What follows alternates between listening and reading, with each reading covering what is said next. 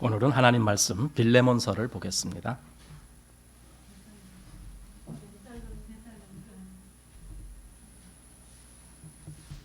빌레몬서는 한 장밖에 없는데 이 한 장을 다 읽을 수는 없으니까 오늘 20절부터 해서 22절까지만 한번 읽겠습니다. 빌레몬 1장 20절에서 22절까지만 우리 함께 읽겠습니다. 오 형제여, 나로 주 안에서 너를 인하여 기쁨을 얻게 하고 내 마음이 그리스도 안에서 평안하게 하라. 나는 네가 순종함을 확신함으로 네게 썼노니 네가 나의 말보다 더 행할 줄을 아노라. 오직 너는 나를 위하여 처소를 예비하라. 너희 기도로 내가 너희에게 나아가게 하여 주기를 바라노라. 아멘.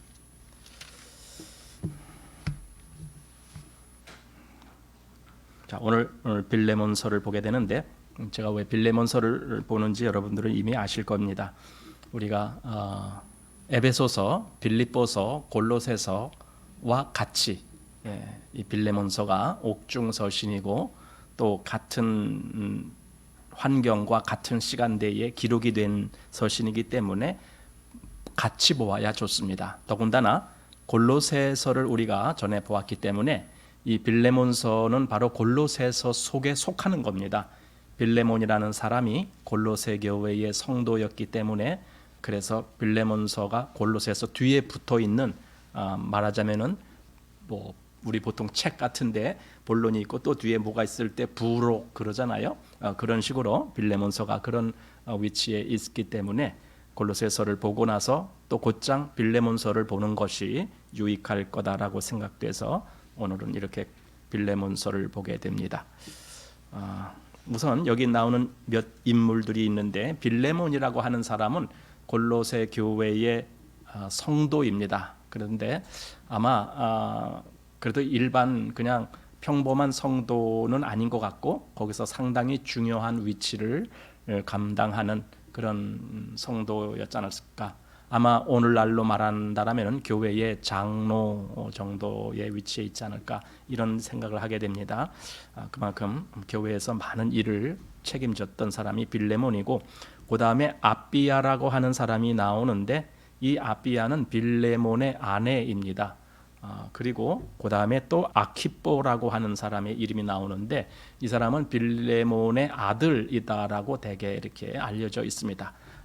성경이 정확하게 그것을 말하고 있지 않기 때문에 아들인지 뭐 또 다른 누군지 이렇게 모르겠지만 어쨌든 여기에 이렇게 기록될 정도로 보면은 아들일 거다라는 생각이 맞을 거라고 생각됩니다.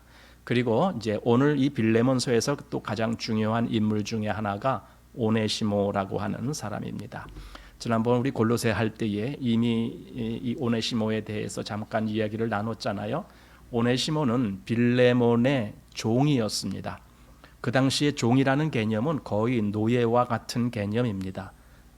그냥 인격적인 대우를 받기는 힘들고 사실 노예는 그 주인의 소유물 같이 취급을 당합니다. 주인 마음대로 처분할 수도 있고 막 이런 겁니다. 그것이 노예 신분인데 여기 오네시모라고 하는 사람이 바로 빌레몬의 그 종이었다라고 하는 겁니다.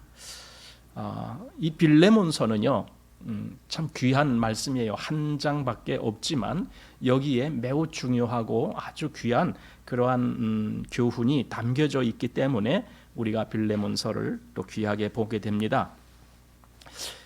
저는 이렇게 봅니다. 이 빌레몬서의 주제가 뭐냐 했을 때에 대개 빌레몬의 주제는 용서라고 말합니다. 용서하는 것.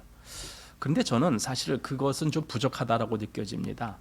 단지 용서가 아니에요. 그 이상의 어떤 것을 여기서 지금 말하고 있습니다.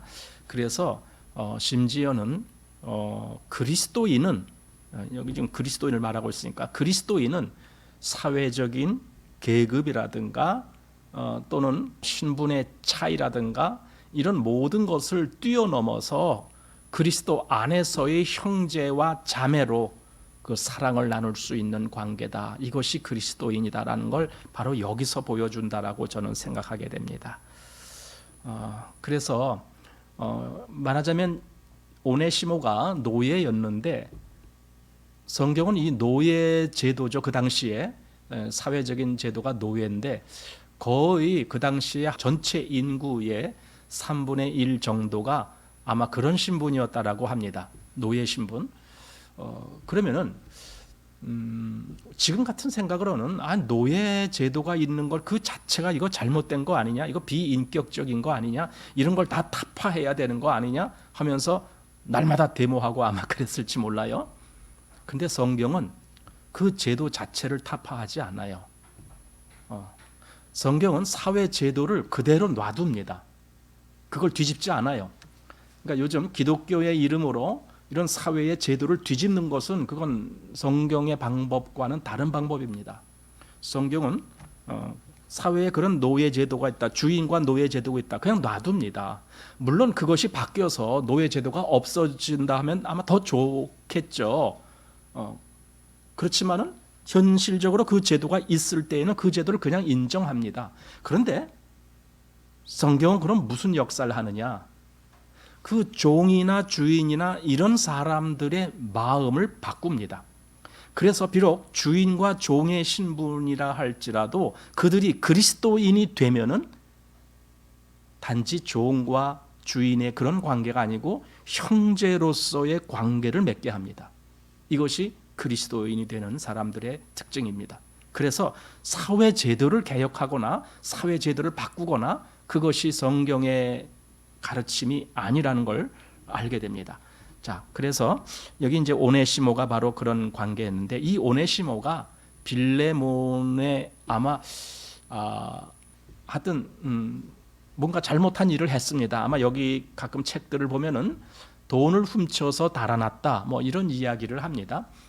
돈을 훔쳐서 달아났는지 또는 뭐 다른 큰 잘못을 저질렀는지 모르겠지만 어쨌든 하여튼 뭔가가 잘못됐어요. 그래서 도망갑니다. 도망갔는데 어디로 갔느냐? 로마로 갔습니다. 로마로 간 이유는 로마에는 일단 사람이 많고 그 당시에 제일 번화한 도시이기 때문에 거기에는 여러 신분들의 사람들이 막 섞여 있기 때문에 말하자면 거기서 자기를 숨기기가 좋은 그런 곳이 로마입니다. 다른 데는 이렇게 뭐 종이였다가 온 사람이 어떤 사람이 낯선 사람이 오면 금방 들킵니다. 그래서 다른 데는 이렇게 오래 숨어 있을 수가 없습니다. 그래서 로마로 간 겁니다. 그런데 바울은요 여기 구금 중에 이 오네시모라는 사람을 만난 거예요. 그게 여기 10절에 나옵니다. 갇힌 중에서 낳은 아들 오네시모 이렇게 되어 있습니다. 갇힌 중에 사도 바울은 구금 중에 물론 그 구금은 완전히 이렇게 격리하는 구금이 아니고 외부인을 어느 정도 만날 수 있는 그런 구금이었죠. 첫째 구금이. 그래서 그때 혹시 이렇게 어떻게 하다가 만난 거예요. 어쩌면은 오네시모도 똑같이 감옥에 어떤 잘못 때문에 다시 들어왔는지 모르겠지만 하여튼 거기에 이제 있게 되고 그러는 겁니다. 그래서 거기서 만났습니다. 그런데 이게 하나님의 역사인 것은 거기서 이 오네시모가 사도 바울을 통해서 구원받아요. 그리고 그리스도인이 되는 거죠. 바로 이것이 이제 여기 그것이 이 빌레몬서가 성경에 기록될 만한 가치가 바로 거기서 있는 거거든요. 그러니까 그리스도인이 되지 않았다, 아무것도 아니다 하면은 여기 성경에 기록될 이유가 없는 거예요. 그런데 이 오네시모가 사도 바울을 통해서 그 감옥에서 그리스도인이 됩니다.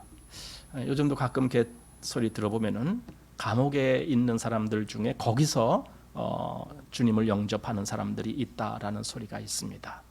심지어는 그 사형수라고 있죠.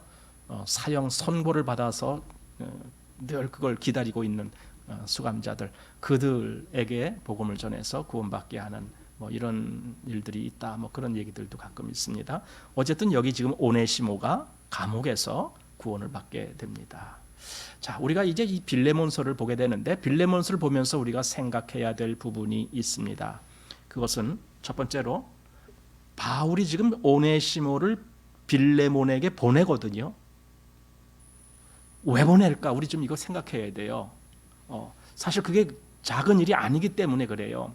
생각해 보십시오. 여기 지금 어떤 노예가 있는데 자기 주인에게 뭔가 손해를 크게 끼치고 도망 나왔어요. 그런데 이 종을 다시 그 주인이 있는 곳으로 보낸다라는 것은 얼마나 이게 힘든 일입니까? 그 오네시모라고 하는 본인은 또 얼마나 괴로움을 겪을 수가 있습니까? 잘못하면은, 그죠? 그래서 이 빌레몬서를요, 보통 우리 그 사회의 그 뭡니까, 이렇게 도덕가라 그러나 무슨 뭐 사회에 그런 거 주장하는 사람들이 있잖아요. 사회 정의. 그래서 무슨 뭐 정의 사회 무슨 그런 거 있잖아. 가톨릭의 사제단, 정의 사제단 뭐 그런 거 있잖아요. 그렇듯이 사회 정의를 외치는 사람이라면은 지금 이 빌레몬서를 보면은 사도 바울 미쳤어 이렇게 하는 거예요. 어떻게 그 주인에게로부터 겨우 도망 나온 사람을 어떻게 다시 주인에게 돌려보내느냐. 가서 죽을 수도 있는데 이렇게 되는 거죠. 그러니까 사회 정의 구현의 차원에서 본다면은 이 빌레몬서는 전혀 맞지가 않는 거예요. 그러나 우리 생각해야 됩니다. 사람들이 말하는 사회 정의 구현 그것이 옳은 겁니까? 성경이 옳은 겁니까? 너무나 분명하잖아요. 사회 정의 구현 그게 옳은 거 아니에요. 그건 사람이 보기에 옳아 보이는 것뿐이에요. 그런데 성경은 이건 하나님의 차원이에요. 이건 사람 차원이 아니에요. 그래서 이런 내용을 좀 알아야 우리의 눈이 열리는 거죠. 더 넓게. 그래서 여기 이런 차원에서 왜 사도 바울은 오네시모를 빌레몬에게 보냈는가? 이 질문을 우리가 좀 해봐야 됩니다. 그 해답을 좀 찾아봐야 됩니다. 그리고 또 두 번째 질문이 있습니다. 바로 오네시모는 왜 그럼 빌레몬에게 가야 했는가? 이거죠. 안 갔으면 안 되나? 이거죠. 왜 가야 했느냐? 이 문제. 그다음에 세 번째는 빌레몬은 왜 오네시모를 형제로서 맞아주어야 하는가? 이거죠. 여기 우리가 다 읽지는 않았지만 여기 내용들이 그런 내용이 나오는 거예요. 왜 빌레몬은 오네시모를 형제로 받아주어야 되는가? 이런 문제죠. 자, 이런 문제에 대한 해답은요. 우선 그 전제가 있습니다.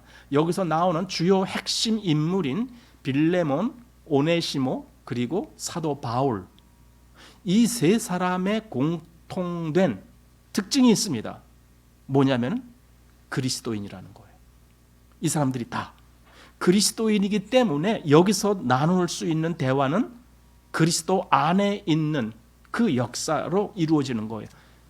사람의 어떤 계획과 사람의 어떤 판단에서 이루어지는 것이 아니라 그리스도 안에서 이루어지는 그 역사를 지금 말하고 있기 때문에 무릇 정말 그리스도인이 아니라면 이 빌레몬서는 이해될 수가 없는 말씀이에요. 오히려 잔인한 말씀이다 이렇게 보여질 수도 있어요. 대개 사람들은 약자 편에 서는 것을 굉장히 좋아하잖아요. 약자 편에 서주면 굉장히 정의롭다 이렇게 이야기를 하거든요. 그럼 여기서 약자가 누구냐고요? 오네시모가 약자죠. 그럼 오네시모를 편들어 줘야 되잖아. 근데 사도 바울은 정말 잔인하게도 오네시모를 도로 빌레몬에게 보낸 세상에 그런 악한 처사가 어디 있느냐. 지난번에 우리나라에 북한에서 뭐 내려온 두 사람이 있었죠. 젊은 사람 두 사람. 그런데 그 사람을 그대로 북한으로 돌려보냈잖아요. 저는 그 실제적으로 그 방송을 보지는 못했지만 나중에 나온 걸로 봐서는 그 사람이 저기 어디입니까? 우리 저 판문점이라고 하나요? 거기서 북측으로 인계되는 거기서 딱 이렇게 그 북쪽으로 인계되는 그 자리에 딱 왔을 때 그 청년이 거기 털썩 주저앉더라는 거예요. 다리에 힘이 빠졌겠죠. 내가 다시 저 죽을 고생을 하려고 또 저 북한으로 가야 된다니. 그 생각만 하면은 뭐 그 사람이야 뭐 정말 기운 빠질 일이죠. 근데 그러니까 지금 그 인권 단체들이 하는 말은 문재인은 살인자다 이렇게 얘기를 하는 거예요. 간접 살인자라는 거죠. 저 사람을 거기 보내면 저 죽을 거 뻔한데 그를 그렇게 강제로 북송했다라는 것을 두고 그래서 요즘 미국에서 미국 의회를 비롯한 여러 인권 단체에서 굉장히 지금 겨냥하는 것이 있어요.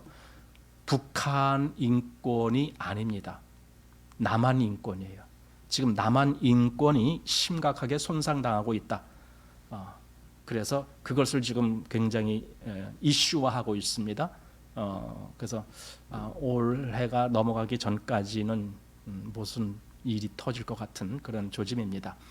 자, 어쨌든 여기 그런 의도에서 사도 바울의 처사는 굉장히 비인도적인 처사인 것 같이 보입니다. 그러나 사도 바울은 전혀 그렇지 않습니다. 오히려 그리스도 안에서 되어지는 일은 세상 일과 다르다는 것을 여기서 보여주고 있습니다. 그리고 그리스도인이라면은 여기서 정말 이런 것을 보면서 맞아, 그리스도인은 이래야 돼라고 하는 이런 중요한 교훈을 배우게 된다라는 겁니다. 자, 그래서 바울, 빌레몬, 오네시모 이 세 사람이 똑같이 그리스도인이었기 때문에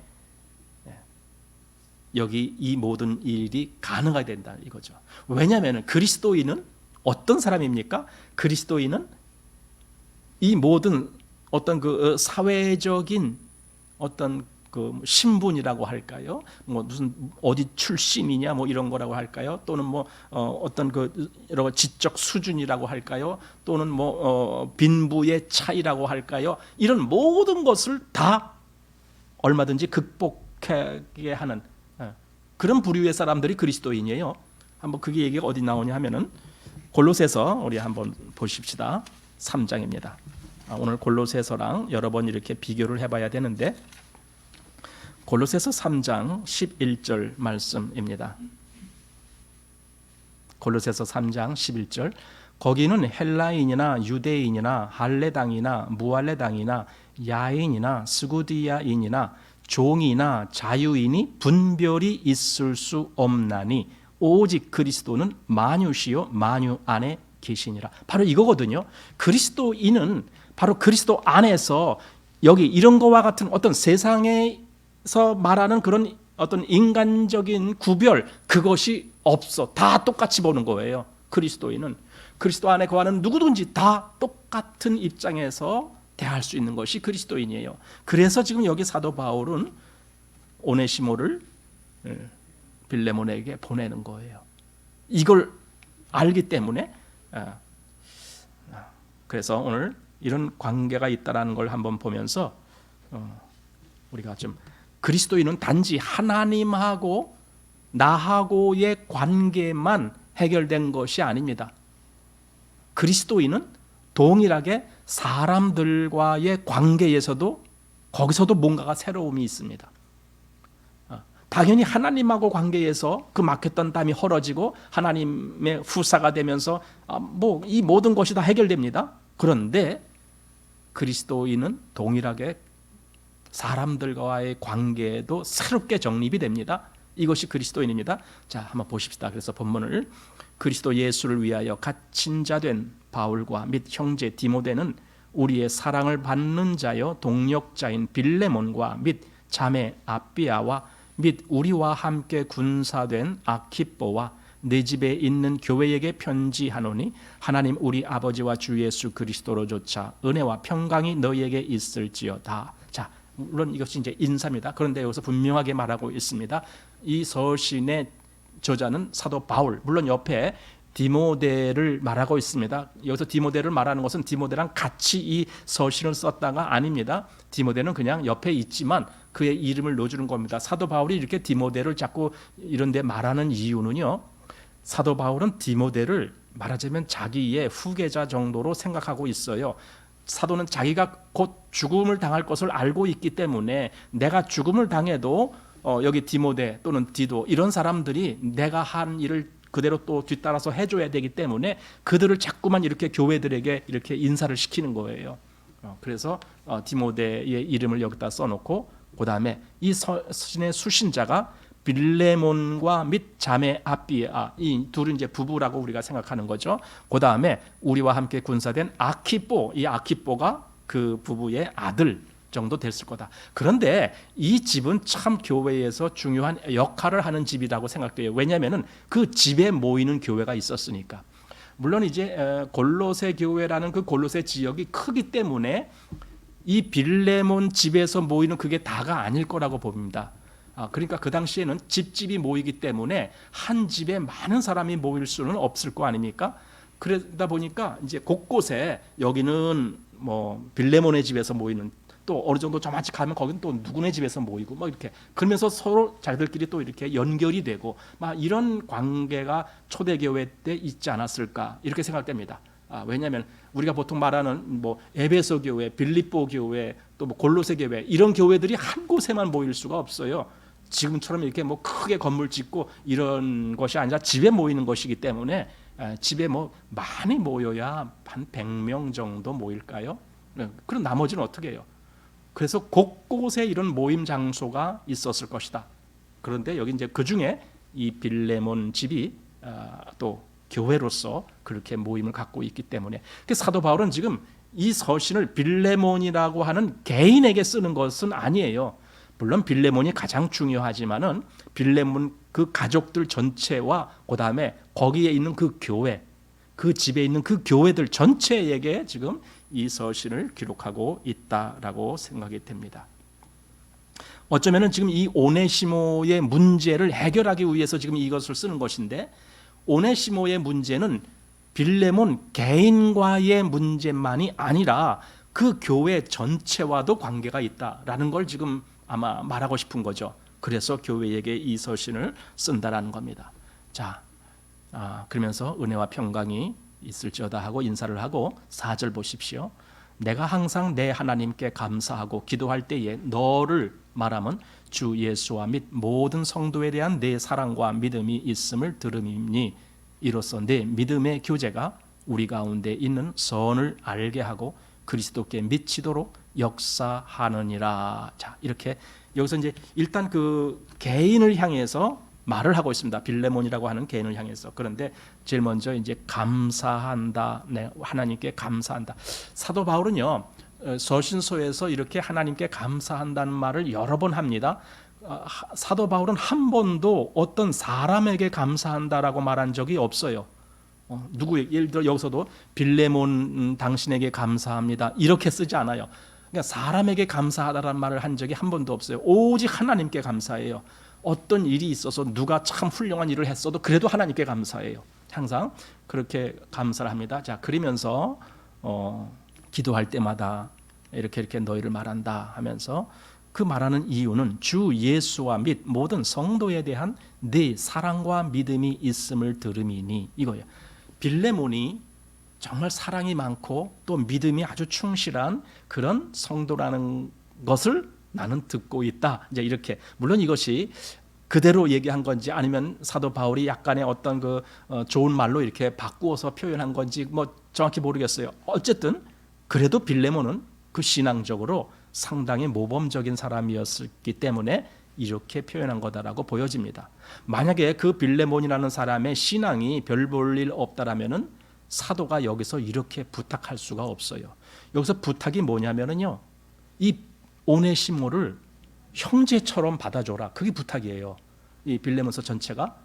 그런데 빌레몬의 신앙이 정말 믿을 만한 신앙인이 아니라면은 그런 부탁을 할 수가 없죠.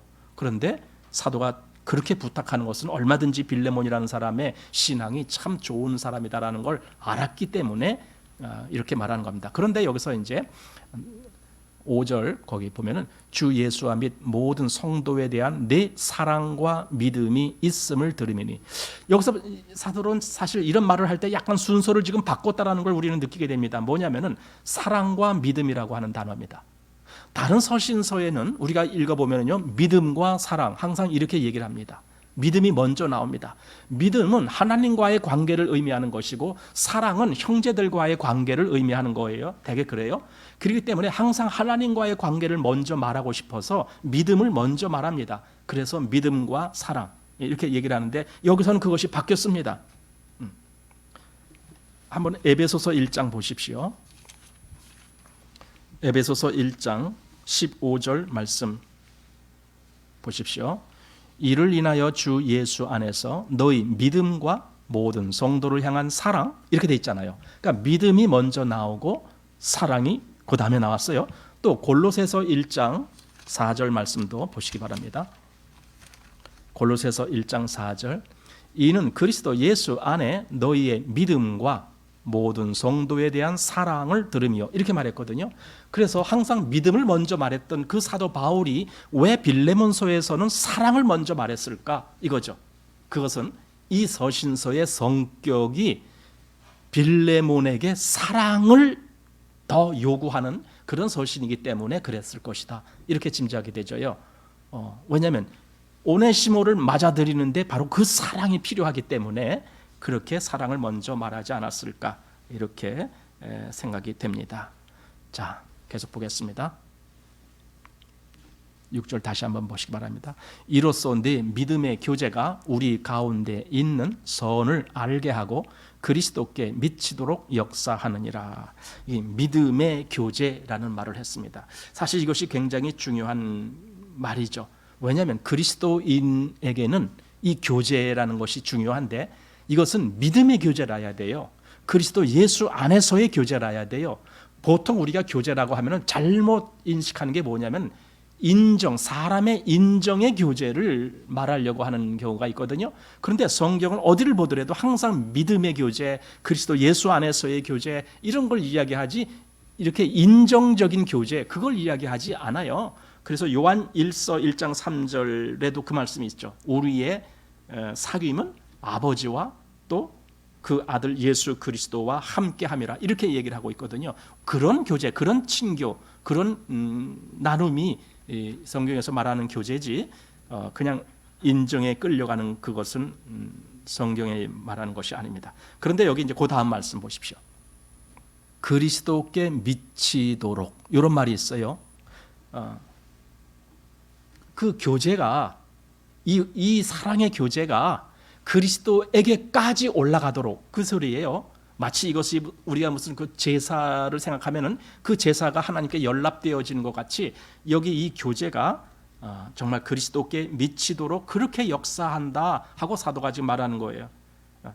빌립보서 4장 18절에 보면은요, 거기 그런 말이 있죠. 왜 받으실 만한 향기로운 제물 이런 말씀이 있어요. 이게 정말 그리스도께서 받으실 만한 그렇다면은 여기 지금 빌레몬으로부터 들리는 이런 소식들, 그 정말 믿음과 사랑의 교제들 이런 것들이 정말 그리스도께서 받을 만한 얼마든지 그 아름다운 향기로운 제물이다 그런 의미로 이것을 볼 수 있습니다. 그래서 7절 말씀을 보면은 형제여 성도들의 마음이 너로 말미암아 편안함을 얻었으니 내가 너희 사랑으로 많은 기쁨과 위로를 얻었노라. 그러니까 여기 그 빌레몬의 사랑을 아주 사도 바울이 강조를 해주고 있어요. 왜냐하면 지금도 그것이 또 필요하기 때문에 그래서 사랑을 자꾸만 그것 때문에 내가 이렇게 큰 위로를 얻고 기쁨을 얻었다라고 하면서 다 성도들이 그랬다 이렇게 하면서 굉장히 이렇게 사도 바울이 그 빌레몬의 그 신앙적인 면을 칭찬해주고 있는 거죠. 가끔 우리를 알아요. 누가 나를 갑자기 칭찬할 때 그 다음에 무슨 얘기가 따라올까요? 나에게 부탁할 얘기가 오는 거죠. 칭찬해주고 그런데요 사실은 제가 이런 부탁이 있습니다. 이렇게 얘기를 하면은 그 거절하기가 참 힘들죠. 이제 그런 아마 사도 바울이 뭐 그런 뭐 어떤 인간의 논리 때문이 아니라 사실은 사도 바울은 어느 서신서나 이렇게 먼저 그 인사를 하고 먼저 칭찬해줄 것이 있으면 그걸 칭찬해주고 아마 이런 걸 사도 바울이 잘 하거든요. 그래서 이렇게 했다라고 봅니다. 자, 8절 보십시다. 여기 이제 8절부터는 이제 본론이에요. 이 서신서의 본론. 자, 그런데 한번 보십시다. 이러므로 내가 그리스도 안에서 많은 담력을 가지고 내게 마땅한 일로 명할 수 있으나 사랑을 인하여 도리어 간구하노니. 자, 사도 바울이 이제 본론 얘기하는데 나 너에게 뭔가 부탁할 것이 있다. 내가 물론 얼마든지 명령으로 말을 해도 되는 일이지만은 나는 그래도 명령이 아니고 너에게 부탁을 한다. 그러니 빌레몬이요 내 부탁을 들어주라. 지금 그거거든요. 굉장히 사소하고 사적인 내용 같지만 사실은 이게 교회 전체적으로 영향이 가는 그런 내용입니다. 결론은 사도가 부탁하고자 하는 것은 오네시모예요. 오네시모를 내가 당신에게 지금 보내니까 이 오네시모를 정말 형제처럼 영접해 주십시오. 그 부탁을 드리려고 이렇게 하는 거예요. 그래서 명이 아니라 부탁을 한다. 사실 그리스도인에게 덕행이 있다라면은 그것은 하나님의 일을 함에 있어서 자원해서 하는 거죠. 명령 받았기 때문에 한다. 그러면은 이건 율법적인 생각이죠. 명령 때문에 마지못해서 한다. 이게 전부 법에 매이는 거잖아요. 그러나 그리스도인의 덕행은 명령 때문이 아니라 마땅히 그래야 될 것을 알았을 때에 자원해서 하는 거예요. 그래서 사도가 여기서 명령이 아니라 간구하는 그런 모습으로 이렇게 다가갑니다. 그러면서 9절에 사랑을 인하여 도리어 간구하노니 하면서 나이 많은 나 바울은 지금 또 예수 그리스도를 위하여 갇힌 자 되어. 여기서 이 9절 이 표현들을 보면 나이도 많았을 뿐더러 또 갇혀 있어요. 감옥에 갇혔다는 거예요. 그 처지가 참 딱한 거죠. 그 나이 많은데 거기서 감옥에 갇혀 있어. 그럼 아주 이게 딱한 거 아닙니까? 지금 이제 보면은 우리 전직 대통령 2명이 지금 감옥에 있잖아요. 그게 상당히 딱한 거죠, 솔직히.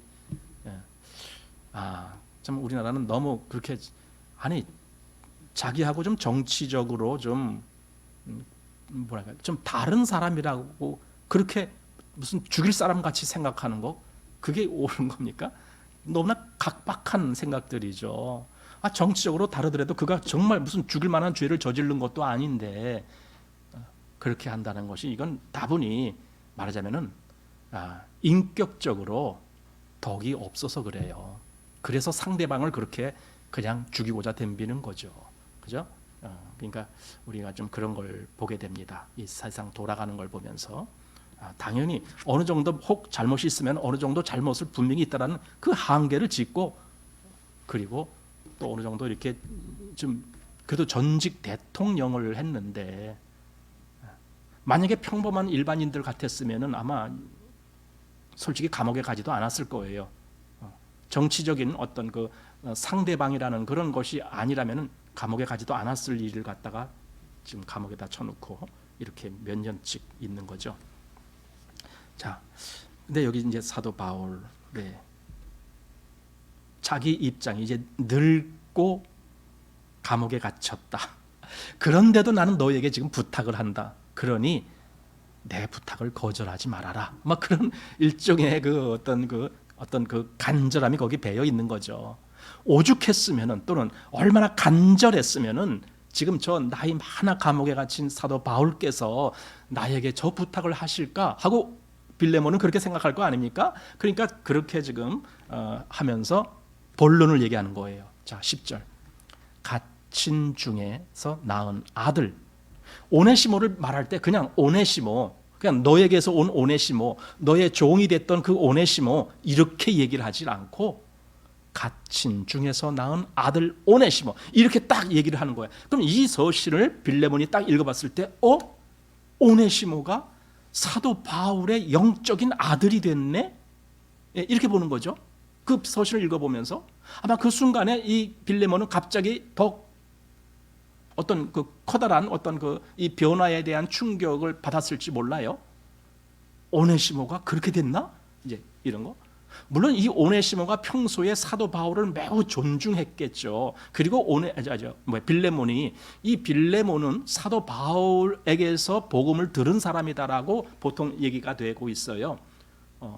사도 바울이 골로새 교회 그쪽 지역을 직접 가진 않았지만은 이 에베소 지역에 있었을 때에 뭐 골로새 지역이나 에베소 지역이나 다 그쪽 소아시아 지역이니까 거기 와서 사도 바울로부터 복음을 듣고 그리고 구원받은 사람이 여기 빌레몬일 것이다. 보통 이렇게 얘기를 하거든요. 그래서 평소에 이 빌레몬도 사도 바울의 영적인 아들이에요.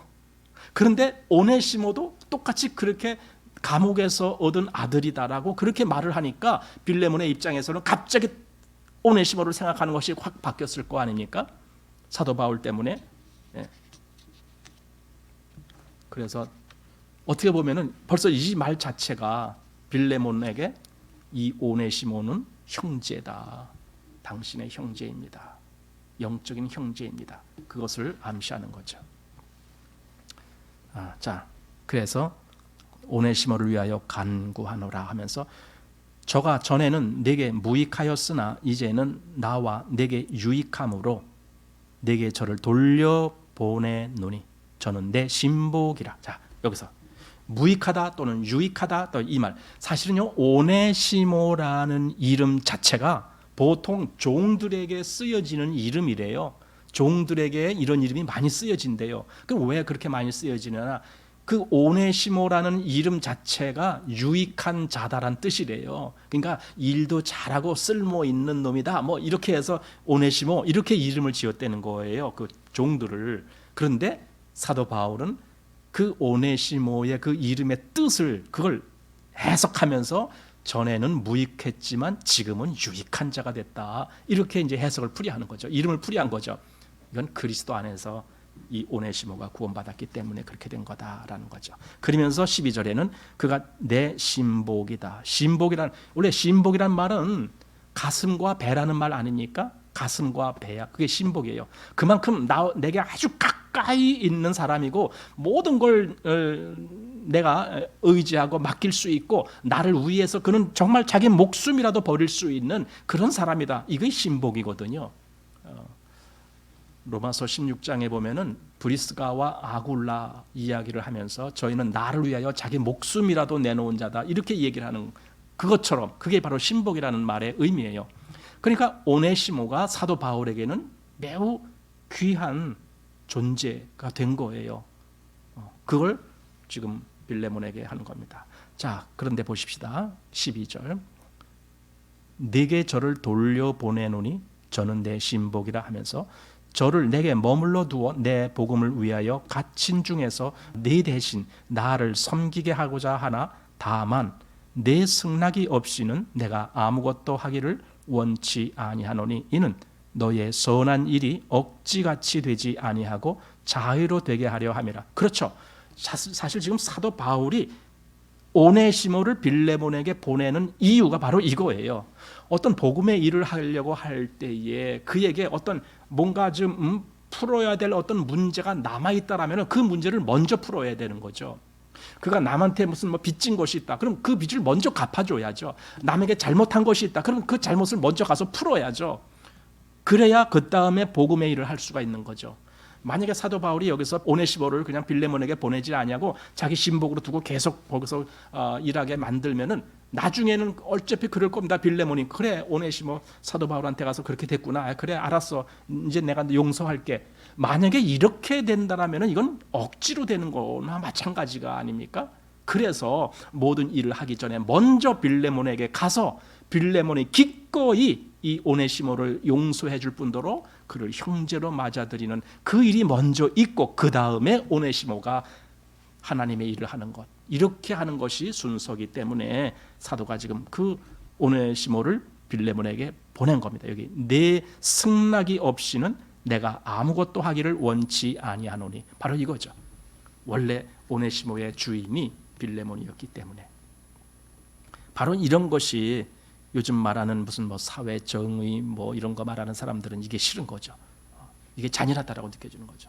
요즘 가끔 이제 장관 새로 임명한다 또는 국회의원 또는 무슨 지난번에도 무슨 서울시장 후보로 나온다 이런 거 할 때 보면은 그런 거 나오면 되게 그 사람의 그 경력 이런 것도 나오고 그 사람이 무슨 이 직분을 감당할 만한 어떤 일에 무슨 흠결이 있느냐 이런 것을 다 들추잖아요.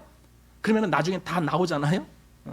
장관 임명한다라고 청문회를 하는데 그런데 그 사람이 어디 땅을 투기했다 무슨 또 자기 부인의 이름으로 뭘 어떻게 했다 이런 거 다 들춰나잖아요. 그러면은 물론 그래도 그냥 그냥 막 무대뽀로 밀고 나가죠. 그냥 그러고 있으면 어때? 나는 그 사람 장관 시키겠어. 그런 그렇게 해요. 그러니까 그 청문회 통과를 못해도 그냥 대통령이 그냥 장관으로 임명해 버려요. 지금 그런 얘기가 한두 번이 아니잖아요. 지금 그렇게 나가고 있어요. 그래서 청문회를 뭐라 하는지 모르겠어요. 어쨌든 그 장관에게는 그게 수치예요. 과거에 자기가 잘못한 것이 그러면 또 그때 비로소 그래 그건 내가 사과한다. 또 그때 사과한대요. 예를 들어 어떤 사람은요 심지어 세금을 떼먹은 사람이 있어요. 그럼 세금을 떼먹어서 그래서 다 들통났어. 그게 들통나니까 그때 또 세금을 갚는다고 또 난리치고 그래요. 그게 뭡니까? 그게 도덕적으로 이게 얼마나 치사한 일입니까? 근데 그렇게 하고 자기 할 거 다 했다라는 식으로 해요. 그러나 복음의 일을 하는 사람은 그러면 안 되는 거죠. 그래서 뭔가가 잘못이 있을 때는요, 먼저 그걸 해결해야 돼요. 여기 이 사람은 반드시 빌레몬하고의 이 관계를 해결을 해야만, 그래야 하나님의 일을 할 수 있는 위치에 가는 거죠. 왜냐하면 하나님의 일은 거룩한 일이기 때문에, 그건 이렇게 그냥 아무나 흠결 있는 사람이 할 수 있는 게 아니기 때문에. 자, 15절로 갑니다. 저가 잠시 떠나게 된 것은 이를 인하여 저를 영원히 두게 함이니. 이제 여기서도 있습니다. 잠시 떠났다. 사실 그것은 빌레몬으로부터 잠시 떠난 것을 의미합니다.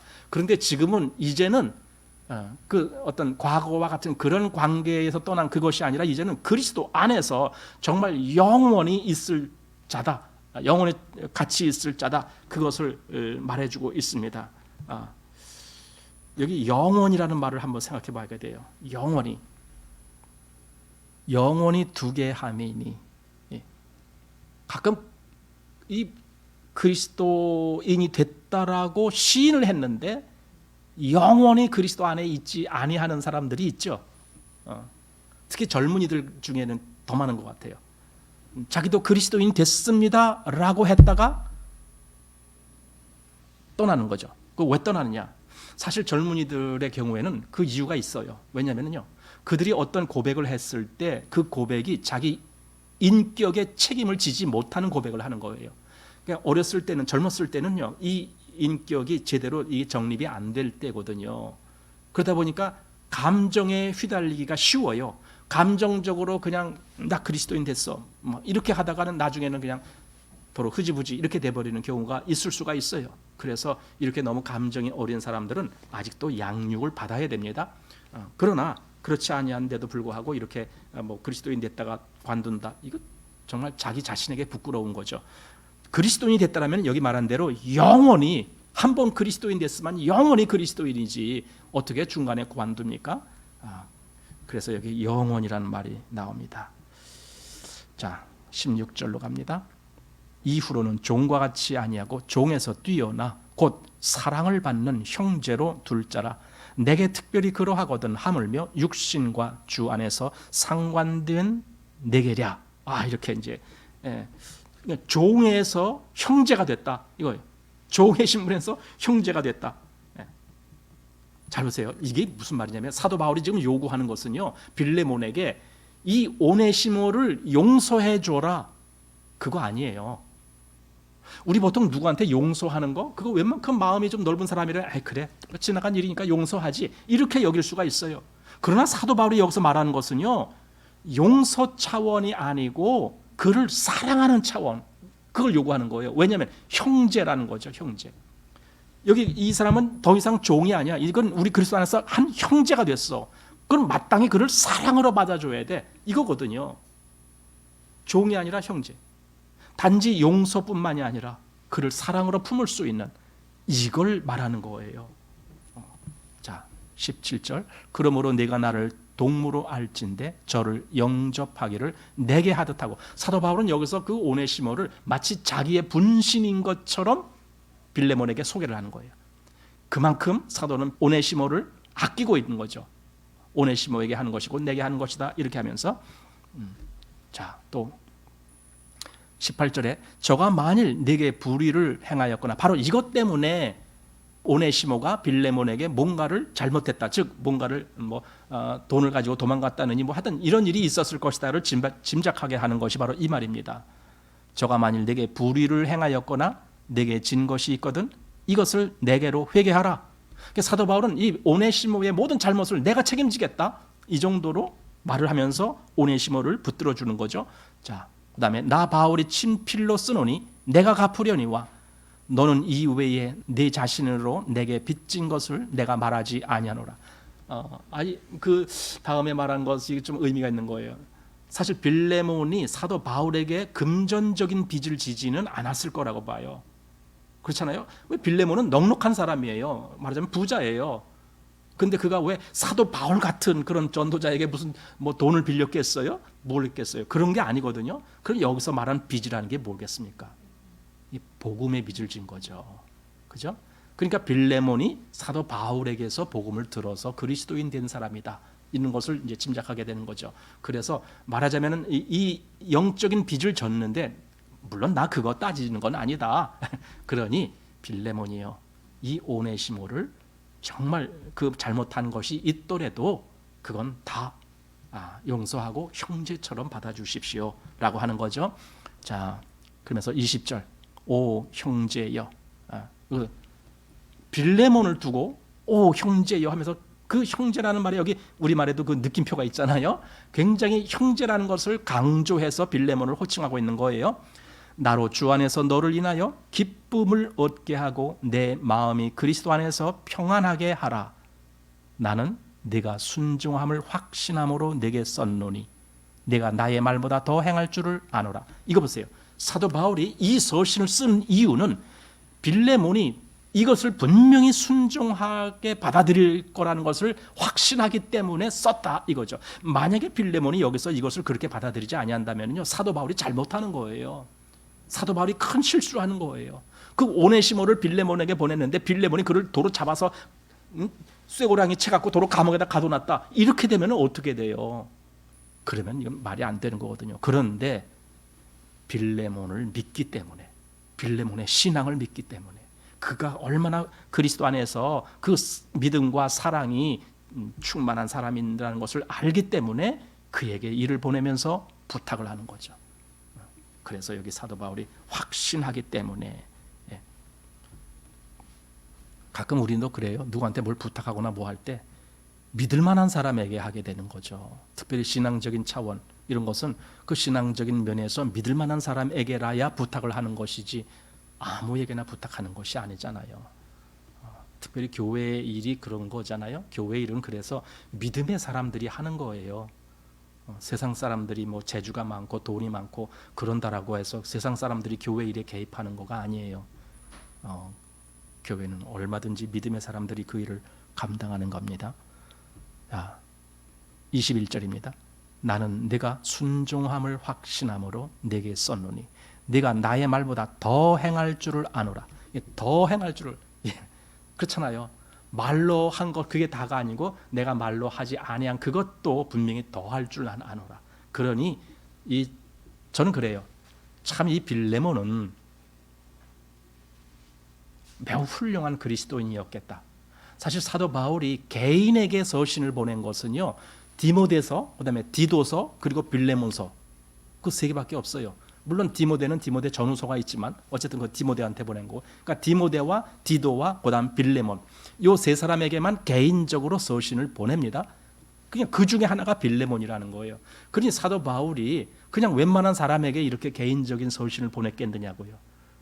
그게 아니라 이 빌레몬은 그 교회의 아주 중요한 역할을 감당했을 뿐더러 이 빌레몬의 신앙이 아주 독실하기 때문에 얼마든지 그리스도 안에 이 모든 일을 능히 감당할 만한 그런 신앙인이다 라는 걸 확인했기 때문에 이렇게 서신서를 보내는 거죠. 자, 그러면서 오직 너는 나를 위하여 처소를 예비하라.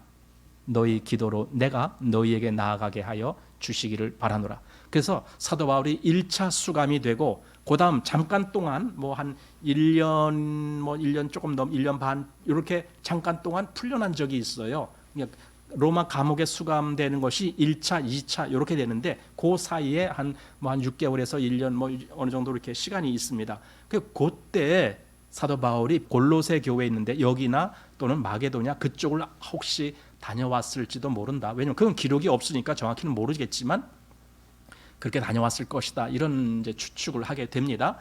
그래서 여기 지금 내가 가면 내 처소를 좀 예비하라. 이것은 어쩌면 사도 바울이 잠깐 나갈 수도 있다는 걸 아마 알았기 때문에 미리 예측했기 때문에 그렇게 하지 않았을까 이제 그런 생각을 하게 됩니다. 자, 그다음에 이제 23절부터 마지막 인사를 하는 건데 그리스도 예수 안에서 나와 함께 갇힌 자 에바브라와 또한 나의 동력자 마가와 아리스다고 데마 누가가 문안하니라. 여기 열거된 사람들이 다 그 골로새서 4장 그 뒷부분에 보면은 다 나오는 사람들이에요. 그러니까 골로새서에서 인사한 그 사람들 얘기가 여기 그대로 빌레몬서에서도 그대로 나오면서 결국은 이것이 다 똑같은 서신, 한 곳에서 쓴 서신이다라는 걸 우리로 하여금 알게 하는 거죠. 이렇게 비록 빌레몬 개인 위주로, 물론 교회를, 그 빌레몬 집에 있는 교회를 대상으로 했지만 빌레몬 개인 위주로 쓴 서신이면서도 이렇게 여러 사람이 문안을 한다라는 것을 이제 보게 됩니다. 자, 마지막으로 우리 주 예수 그리스도의 은혜가 너희 심령과 함께 할지어다 하면서 이제 전체 교회를 향해서 마지막 인사를 하고 끝을 냈습니다. 그래서 이 빌레몬은 정말 우리는 용서라고 했는데 아까도 제가 말씀드렸지만 이건 용서 차원이 아닙니다. 우리 손양원 목사님 얘기를 가끔 하는데 그 자기를 죽인 그 범인들을 가서 탄원을 해갖고 이 사람들을 거기 그 사형 받는 데서 풀어남을 받게 하잖아요. 이게 용서예요. 난 그 사람 용서했으니까 그 사람 죽이지 마시오. 이렇게 했거든요. 그런데 거기서 끝나질 않냐고 그 다음에 그를 자기 양자로 삼았잖아요. 이게 사랑이거든요. 그러니까 여기 좀 빌레몬에게 바로 그겁니다. 이 오네시모 당연히 용서해 주지만 그 차원이 아니라 그를 형제같이 영접해라. 그게 지금 사도 바울이 빌레몬에게 부탁을 하는 겁니다. 이것이 그리스도 안에서의 인간 서로 간의 형제들 간의 관계입니다. 과거에 뭐 나한테 좀 잘못한 거 그걸 몇 년 후까지도 기억하면서 그것 때문에 계속 이렇게 하는 사람은 솔직히 말하면 그 사람에게는 아무 사랑이 없는 거예요. 여러분 그렇게 생각되지 않습니까? 그런 사람들이 가끔 있거든요. 과거의 잘못에 대해서 기회가 되면 또 그걸 들춰내면서 그 사람을 공격하고 그 사람을 막 어떻게 하고 막 이러는 거죠. 그게 무슨 그리스도인입니까? 전혀 그리스도인이 아니죠. 그건 전혀 그리스도의 사랑이라는 말을 할 수가 없는 사람이죠. 그가 세상적으로 아무리 똑똑하고 아무리 좋은 지위를 가졌다 할지라도 그리스도 안에서는 제일 꼬라비도 안 되는 거죠. 바로 그것이 우리가 지금 여기서 보는 겁니다. 빌레몬이라고 하는 사람은 정말 세상적으로도 꽤 위에 앞에 있는 사람이면서 더군다나 그의 신앙 차원에 있어서도 그는 훌륭한 그리스도인이었다라는 걸 우리가 생각하면서 바로 그랬기 때문에 사도 바울이 이 서신서를 보내고 그렇기 때문에 또 오네시모가 마땅히 빌레몬에게 가서 그 둘 사이의 문제가 해결되고 그 관계가 회복되고 그래서 오네시모는 그 다음에 다시 복음의 일을 열심히 할 수 있는 그런 시작이 되는 거죠. 이게 그리스도 안에서의 사랑과의 관계의 문제입니다. 그래서 우리들도 이런 것을 보면서 좀 배우게 됩니다. 정말 그리스도인이라는 것이 이런 거구나. 우리가 보통 사랑 얘기하는데 사랑이라는 것이 정말 이런 거구나. 그를 내 형제처럼 받아들일 수 있는 것. 그의 과거에 어떤 잘못을 저질렀든 사실 여기 오네시모가 빌레몬에게 엄청 큰 잘못을 저질렀던 건 뻔해요. 더군다나 그 사람이 평민의 관계가 아니라 종이었잖아요. 종이 그런 일을 저질렀으면 당장 죽여도 싼 거예요. 그 당시 이 사회 법이 그랬어요. 이 노예가 주인을 대들었다든가 주인을 어떻게 했다든가 하면 그냥 죽여도 되는 것이 그 당시의 통례였어요. 그런 상태에 있었는데도 불구하고 빌레몬 분명히 그랬을 겁니다. 그 오네시모를 형제로 맞아주었을 거다. 이렇게 그 뒤에 기록이 안 나왔지만 어쨌든 그랬을 거다라는 생각을 하게 됩니다. 그게 바로 아름다운 일이고 그랬을 때에 이제 결국은 어디가 됩니까? 그 골로새 교회 그야말로 기쁨이 충만하게 되겠죠. 골로새 교회가 아마 잔치하는 날이에요. 그날은 골로새 교회에 이 오네시모가 거기 도착해서 빌레몬과의 이 관계가 완전히 회복되고 서로 이렇게 형제의 그 사랑으로 감싸주고 하는 그런 관계가 됐을 때 이 골로새 교회 전체가 얼마나 기쁨의 그 은혜가 넘치는 시간이 되었을까 그런 생각을 해보면서 이 빌레몬서를 마칩니다.